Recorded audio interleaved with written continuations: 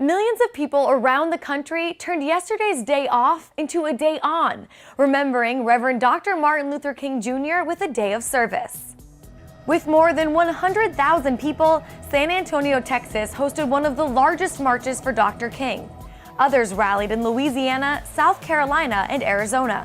Students in Boston used the weekend to kick off their year of service. Now, Tom Hansen has more on the man who inspired a nation. Hey guys, I'm here in Harlem, New York, one of the key sites of the civil rights movement. And yesterday was a pretty important national holiday, one of the reasons you guys had school off, all to recognize the life and work of this guy right here, Dr. Martin Luther King Jr. Now, Dr. King pushed for equal rights for all people. And now it's time to see how well you know Dr. King. It's pop quiz time.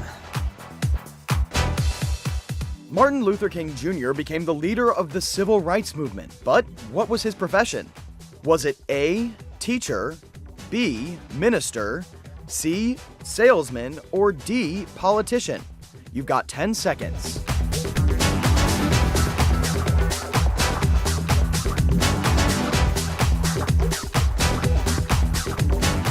Time's up. If you answered B, minister, you're right. We will never again accept segregation because it is an evil system. From the mid-1950s as a young minister to his tragic death in 1968, Dr. King led a civil rights movement that changed our country forever. And yesterday, thousands gathered at memorial services around the country to honor his achievements and legacy. Before the civil rights movement, many southern U.S. states had Jim Crow laws, otherwise known as separate but equal laws. This meant that African Americans had to use separate bathrooms, drink from separate drinking fountains, and ride in the back of buses to allow white people to ride up front. In many places, laws were even set up to keep African Americans from voting. Dr. King and thousands of civil rights activists fought to overturn these unfair laws, and the government and the Supreme Court finally listened. The Civil Rights Act of 1964 guaranteed the end of separate but equal laws, and the Voters' Rights Act of 1965 guaranteed African Americans' right to vote in elections.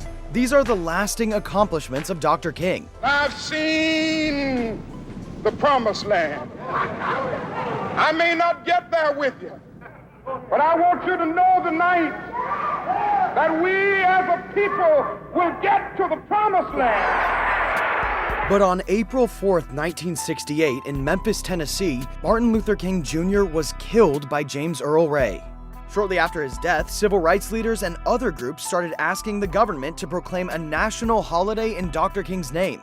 And 20 years later, President Ronald Reagan made it official. While most U.S. states immediately recognized the holiday, a few states resisted.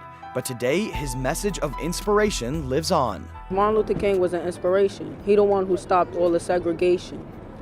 And if it wasn't for him, things wouldn't have been the same today. There's more work to be done because there is small kinds of racism in certain places. A hero is one who's selfless and helps others unconditionally, and that's what Martin Luther King did.